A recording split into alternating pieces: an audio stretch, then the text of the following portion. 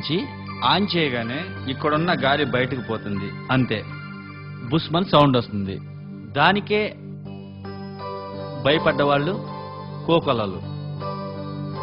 So మరి ఇన్ని చెప్తున్నాము, దీని గురించి పరిష్కారం ఏంటి? పరిష్కారం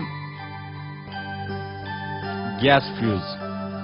జాఫ్రీ పోస్టర్స్ అనే ఆస్ట్రేలియన్ 1986లో ఇన్వెంట్ చేశాడు. ఇన్వెంట్ చేయగానే invention of the year award వచ్చింది ఈ ప్రోడక్ట్కి. ఎన్నో వస్తువులు కనుక్కున్నప్పటికీ అన్ని వస్తువులకు అవార్డు రాలేదు.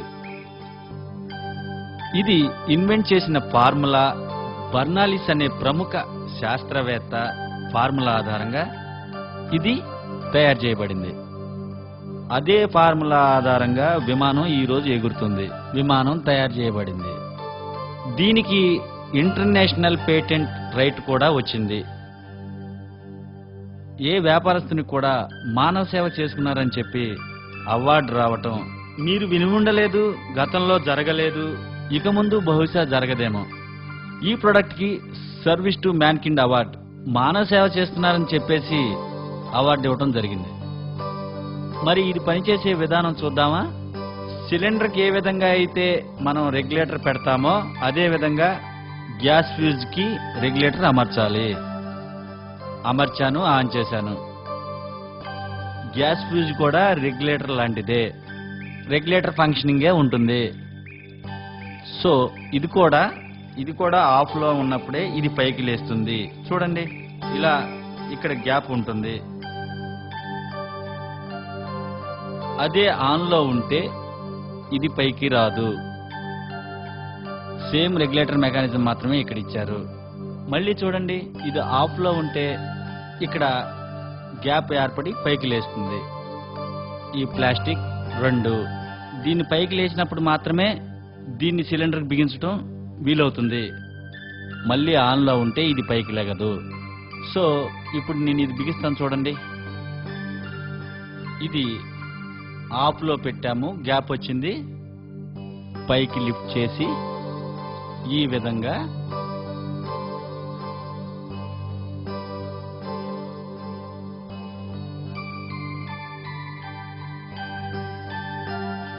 ఇది పైకి లిఫ్ట్ చేసి అలాగే పట్టుకుని, చూడండి, దీన్ని లిఫ్ట్ చేసి అలాగే పట్టుకుని దీనికి కిందకి పైకి రాకుండా ఒత్తి పట్టుకుని ఆ రెండింటిని వదిలేస్తే ఇప్పుడు బిగించడం జరిగింది. ఇప్పుడు ఆన్ చేయొచ్చు. ఆన్ చేయగానే గ్యాస్ ఆన్ కాదు. రెగ్యులేటర్లో అయితే గ్యాస్ ఆన్ చేయగానే ఆన్ అవుతుంది.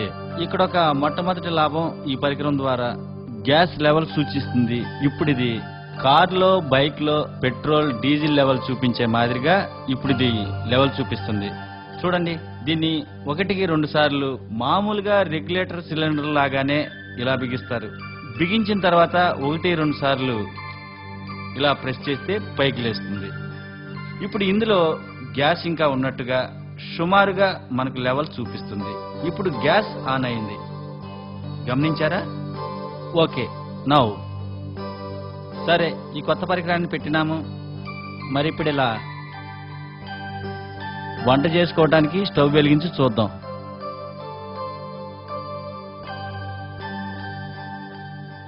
సో ఈ విధంగా వంట చేసుకోవచ్చు. ఇలా కొత్త పరికరంతో ఒక లాభం ఎక్స్ప్లెయిన్ చేయడం జరిగింది. మనం గ్యాస్ లెవెల్ చూపిస్తుంది. తద్వారా గ్యాస్ ఎప్పుడైపోతుందో మనం తెలుసుకోవచ్చు.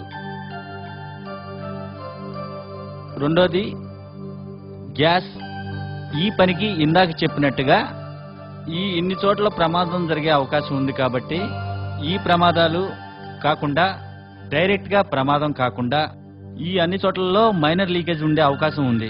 ఈ మైనర్ లీకేజ్ని, అతి చిన్న లీకేజ్ని తెలుసుకునే అవకాశం ఉంది. ఏ విధంగా అంటే, ఒకవేళ ఇప్పుడు కనుక ఈ సిస్టంలో రెగ్యులేటర్ నుంచి, పైప్ నుంచి ఎక్కడున్నా గానీ మొత్తం ఇక్కడ కింద వరకు కూడా చిన్న లీకేజ్, ఇంత చిన్న లీకేజ్ ఉన్నా కూడా ఇది ఇక్కడ తెలుపుతుంది. కేవలం దీన్ని ఆఫ్లో పెట్టేస్తే, ఆఫ్లో పెట్టేసాను చూడండి. ఆఫ్లో పెడితే,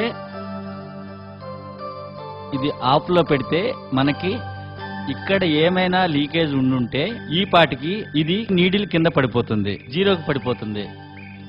ఇది ఆన్లో ఉండాల్సింది ఇప్పుడు ఆఫ్లో పెట్టాను. ఒకవేళ మన సిస్టంలో ఎక్కడైనా మైనర్ లీకేజ్ ఉంటే ఇప్పుడు నీడిల్ మీకు కనపడుతున్న నీడిల్ కింద పడిపోతుంది. సో మైనర్ లీకేజ్ లేదు కనుక అది కింద పడలేదు. సో మైనర్ లీకేజ్ ని క్రియేట్ చేస్తాను, చూడండి.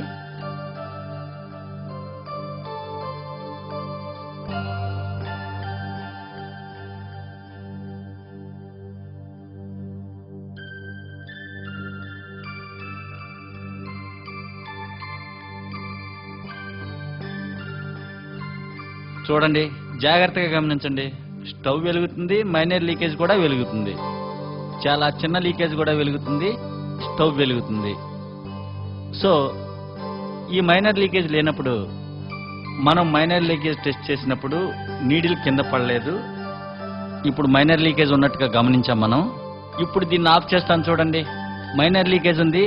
దీన్ని ఆఫ్ చేయటం అంటే ఏంటి? మైనర్ లీకేజ్ తెలుసుకోవటం. మైనర్ లీకేజ్ ఉంటే అది కింద పడాలి, ఇందాక పడలేదు. ఇది ఇప్పుడు కింద నీడిల్ పడుతుంది, చూడండి. నేను ఆఫ్ చేస్తున్నాను, చూడండి. నార్మల్లో పెట్టాను, మైనర్ లీకేజ్ ఉంది కాబట్టి ఈ నీడిల్ కింద పడిపోయింది. సో మళ్ళీ చూడండి, జాగ్రత్తగా గమనించండి. ఆన్లో ఉంది, మైనర్ లీకేజ్ టెస్ట్ చేసింది. దీన్ని ఆఫ్లో పెడుతున్నాను. ఒకవేళ మైనర్ లీకేజ్ ఉంటే నీడిల్ పడిపోవాలి. మైనర్ లీకేజ్ ఉన్న సంగతి మీకు తెలుసు, ఆల్రెడీ నేను ఇక్కడే క్రియేట్ చేశాను. మరి అలాగే మేజర్ లీకేజ్ నుంచి మన ప్రాణాలను కాపాడుతుంది. గమనించండి, జాగ్రత్తగా గమనించండి. స్టవ్ వెలుగుతుంది, నేను ఇక్కడ పైప్ కట్ చేస్తున్నాను. మీకు ఆల్రెడీ చెప్పడం జరిగింది. 1 కేజీ గ్యాస్ లీకేజ్ కి 25,000 కిలోల బాంబు తయారవుతుంది. మరి ఇక్కడ నేను కట్ చేస్తున్నాను, ఏం ప్రమాదం జరగలేదు. స్టవ్ ఆన్లో ఉంది, గ్యాస్ సప్లైలో ఉంది, ఏం ప్రమాదం జరగలేదు. మీరు జాగ్రత్తగా గమనించాలి.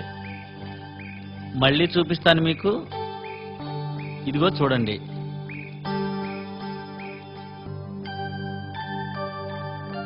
స్టవ్ వెలుగుతూ ఉండగా నేను పైప్ కట్ చేశాను, ఏ ప్రమాదము జరగలేదు.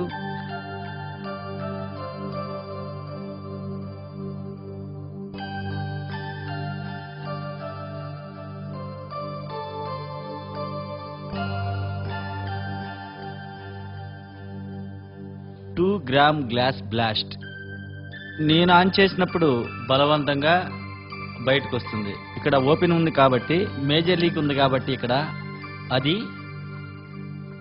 స్విచ్ ఆఫ్ చేస్తుంది, కింద నుంచి సప్లై రాకుండా చేస్తుంది. ఈ పైపులో ఉన్న 2 గ్రామ్ గ్యాస్ బ్లాస్ట్ చూడండి, ఇక్కడ కూడా చూడండి ఒకసారి. You can see here. నేను ఇది నొక్కి పెట్టాను, గ్యాస్ సప్లై ఆన్ అయింది. మేజర్ లీకేజ్ జరిగితే ఎక్కడన్నా పైప్ కట్ అవటం కానీ ఏమైనా అప్పుడు సప్లై ఎలా అయిపోతుందో ఒకే ఒక్క సెకండ్ టైంలో చూడండి. నేను ఇక్కడ వదిలేస్తున్నాను, ఇక్కడ పడిపోతుంది. మళ్ళీ చూడండి, గ్యాస్ ఆన్లో ఉంది, నేను ఏలు ఇక్కడ వదిలేస్తున్నాను. సెకండ్ కంటే తక్కువ సమయంలో సప్లై కింద నుండి రాకుండా చేస్తుంది మేజర్ లీక్ అయినప్పుడు. ఇదన్నమాట. సో మీ ముందర ఇంతవరకు నేను స్టవ్ మండుతూ ఉంటే స్టవ్ ఆన్లో ఉండగా పైప్ కట్ చేసి చూపించడం జరిగింది. తర్వాత పైప్ కట్ అవగానే ఒకే ఒక సెకండ్ టైంలో ఏ విధంగా ఈ పరికరం పనిచేస్తుందో చూపించడం జరిగింది. మళ్ళీ ఇక్కడ నుండి ఫైర్ ఓపెన్ బ్లాస్ట్, ఈ గ్యాస్ ఆన్ చేసి ఈ ఫైర్ ఓపెన్ బ్లాస్ట్ చేసి చూపించడం జరిగింది. ఎందుకంటే ఇది ఓపెన్ చేయగానే మళ్ళీ ఇక్కడ నీడిల్ కింద పడిపోయింది, కింద నుండి సప్లై రానివ్వలేదు. చివరిగా గ్యాస్ కూడా ఆదా చేస్తుంది. సో ఇలాంటి పరికరం మనకు ఇప్పటి వరకు లేదు అవకాశం మనకి. ఇది ప్రపంచవ్యాప్తంగా ఒకే ఒక్క పరికరం మనల్ని గ్యాస్ బ్లాస్ట్ నుండి కాపాడగలుగుతుంది. గ్యాస్ సేవ్ చేసుకోవచ్చు. దీనికంటే ముందు 1-2 చిన్న విషయాలు మన చరిత్రపరంగా చెప్పుకోవచ్చు. నాగరికత పెరిగే క్రమంలో శివాజీ మహారాజు వారి సైన్యాధ్యక్షుడికి తరచూ ఉత్తరాలు రాస్తూ ఉండేవారు. పడుకునేటప్పుడు రాత్రుళ్ళు మీరు దీపాలు ఆర్పి, తప్పకుండా అన్ని గుడారాల్లో దీపాలు ఆర్పి పడుకోమని ఖచ్చితంగా ప్రతి ఉత్తరంలో దాన్ని తప్పకుండా ప్రస్తావించేవాడు. లేకపోతే ఎలకలు దీపాలు పట్టుకుని దీపం పట్టుకుని తిరిగిందంటే మీ మొత్తం టెంటు, మీ మొత్తం క్యాంపు ఫైర్ అయిపోద్ది. అంటే ఆ కాలంలో ఒక ఫైర్ అనేది సంభవిస్తే వాళ్ళు అంతటి వీరులు, శూరులు, అలాంటి అప్పుడు ఎంతో నాగరికత ఉన్నా కూడా ఫైర్ విషయంలో అప్పుడున్న అమాయకత్వం అలాంటిది. ఆ తర్వాత శివాజీ తర్వాత మళ్ళీ 1880 ప్రాంతంలో, బహుశా 1880 ప్రాంతంలో లండన్ మహానగరం సగం తగలబడింది. ఒక చోట ఫైర్ వచ్చింది. అలాంటి మహానగరం మొత్తం, తాకాడ్ లండన్ మహానగరం మొత్తం తగలబడుతూ పోయింది. సగం మాత్రమే తగలబడింది, మిగతా సగం ఏం కాలేదు. ఆ రివర్ నది మూలంగా మంటలు, నీళ్లు దాటిపోలేకపోయింది. ఇప్పుడు మనం ఉన్న అన్ని అంగులు ఎలా వచ్చాయంటే fire department, fire station, fire brigadier అనే వ్యవస్థ లండన్ నగరం తగలబడిపోయినప్పుడు మాత్రమే అందులోంచి, ఆ బాధల్లోంచి ఎలా కాపాడుకోవాలో ఇలాంటి సందర్భాల నుంచి అని మదనం నుండి పుట్టిన సిస్టమే ఫైర్. ఇప్పుడు అనుభవిస్తున్న ఫైర్ సిస్టమ్. ఒక ఫోన్ కాల్ చేస్తే ఫైర్ ఇంజిన్ వస్తుంది. ఈ రోజు ప్రపంచవ్యాప్తంగా దాని కథ అది. అలాగా మనం మొదట్లో చెప్పుకున్నట్లు ఎన్నో విషయాల్ని ఆపాదించుకుంటూ లేటెస్ట్ స్టైల్స్ అని ప్రతిదీ, ఒక షూ దగ్గర నుంచి మొదలు పెడితే ఎన్నో వస్తువులు, ఒకటి కాదు వందలో వేల వస్తువులు. పక్కింట్లో టీవీ వచ్చింది, మన ఇంట్లో టీవీ వస్తుంది. ఇలా అన్నీ పెట్టుకున్నాం. కానీ కొన్ని ప్రముఖమైన వస్తువులు, ఇలాంటి అత్యంత అవసరమైనవి మన వరకు రావటం లేదు. విషయం మనకు తెలియటం లేదు. తెలిసినా నెగ్లిజెన్సీ పరంగాను సరిగ్గా వాటిని ఒక సరైన కోణంలో చూడకను, ఈ జాగ్రత్తలు తీసుకోలేని ఒక్కొక్కసారి దుస్థితిలో కూడా ఉంటున్నాము. సో దుస్థితి పరంగా మనమున్న అజాగ్రత్తనే కాకుండా చివరిగా ఒక విషయం తెలుసుకోవాలి. ఈ సిలిండర్ 5 years మాత్రమే పనిచేస్తుంది. టెక్నికల్ గా 5 years కి సిలిండర్ స్టాప్ చేసి కొత్త సిలిండర్ సప్లై చేయాలి. ఇది జరగట్లేదని న్యూస్ ఆర్టికల్స్ రావటం జరిగింది. చాలా సందర్భాల్లో ఈ మళ్ళీ డేట్స్ అయిపోయిన సిలిండర్స్ ని, వాలిడిటీ ఎక్స్పైర్డ్ అయిన సిలిండర్స్ ని సప్లై చేయడం జరుగుతుంది. ప్రమాదాలు జరుగుతున్నాయని చెప్పేసి అని నేను ఎవరు ఏమీ చేయలేని పరిస్థితి. అలా జరిగినప్పుడు సమాజంలోని ఈ దుస్థితి నుండి మనం బయటపడలేం. ఇది కాకుండా మ్యానుఫ్యాక్చరింగ్ డిఫెక్ట్ కూడా ప్రతి వస్తువులో, ప్రతి ప్రోడక్ట్లో ఉండొచ్చు. సో ఒకటి డేట్ అయిపోయిన సిలిండర్ సప్లై జరగనప్పుడు మ్యానుఫ్యాక్చరింగ్ డిఫెక్ట్ ఉన్న సిలిండర్ ఎప్పుడన్నా వేలల్లో ఒకటి జరిగితే కనుక ఈ 2 సందర్భాల్లో కూడా మనం ఏం చేయలేం. సో అలా మనం ఏం చేయలేని పరిస్థితిలోనైనా, మన అజాగ్రత్త పరంగా అయినా, అండ్ ఈ పైపులు ఎలుకలు తిన్నా, బొద్దింకలు కొరికినా, ఇంకా ఎన్నో రకాలుగా మనకు ప్రమాదానికి అతి దగ్గరగా ప్రమాదం పొంచి ఉంది. దాని నుండి కాపాడుకోవటానికి ప్రపంచవ్యాప్తంగా గ్యాస్ వినియోగదారులందరికీ ఒకే ఒక్క పరిష్కారం, గ్యాస్ ఫ్యూజ్. Thank you.